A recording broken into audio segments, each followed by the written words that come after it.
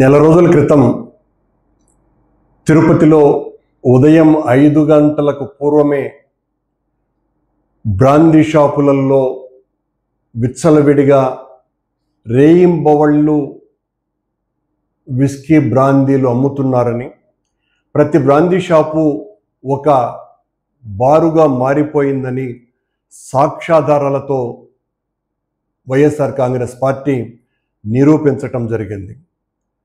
అది మొత్తం రాష్ట్రమంతా కూడా పెద్ద సంచలనమైన తరువాత కొద్ది రోజుల పాటు రాష్ట్రంలో యథాస్థితిగా ఉదయం 10 గంటల నుంచి రాత్రి ఎన్ని గంటల వరకు అయితే ఉండాలనో అన్ని గంటల వరకు తెరిచినటువంటి బ్రాందీ షాపులు మళ్ళీ స్వైర విహారం చేస్తున్నాయి. ఎక్సైజ్ అధికారుల యొక్క ఆశీస్సులతోటి మళ్ళీ 24 గంటలు బ్రాందీ షాపులు నోళ్లు తెరిచాయి. ప్రతి బ్రాందీ షాపులోనూ పదుల సంఖ్యలో వెనకల వాళ్ళు ఏర్పాటు చేసుకున్నటువంటి బార్లలో విచ్చలవిడిగా తాగి రోడ్ల మీదకి వస్తున్నారు. దీన్ని చూసి మేము సహించేటువంటి పరిస్థితి లేనే లేదు.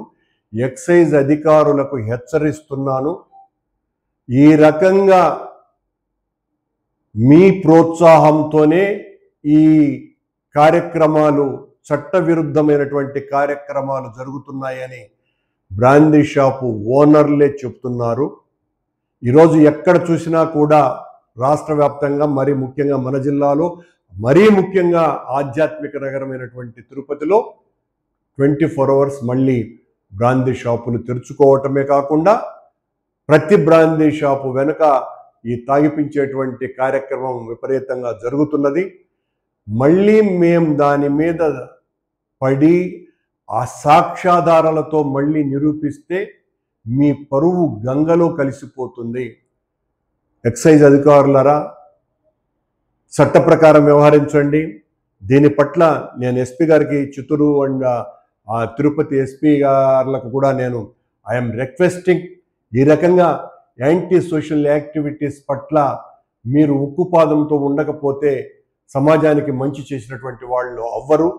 ఇలాంటి విషయాల పట్లనే మనం మరింతగా గట్టిగా ఉండాల్సినటువంటి అవసరం ఉన్నది.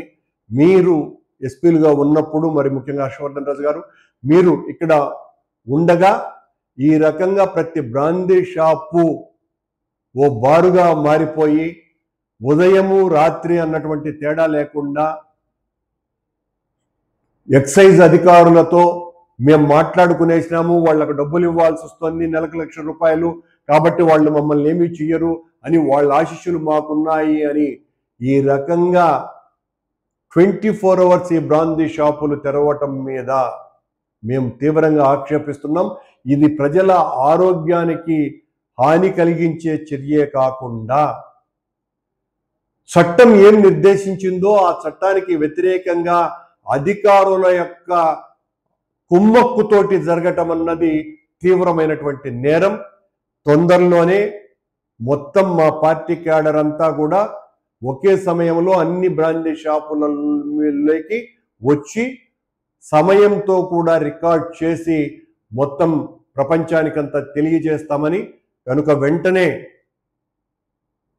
నేను I'm requesting to the SPs and also excise officers, వెంటనే దీని మీద చర్య తీసుకోకపోతే దీని వలన తీవ్రమైనటువంటి ఆందోళన సాగుతుందన్నటువంటి విషయాన్ని తెలియజేస్తున్నాను.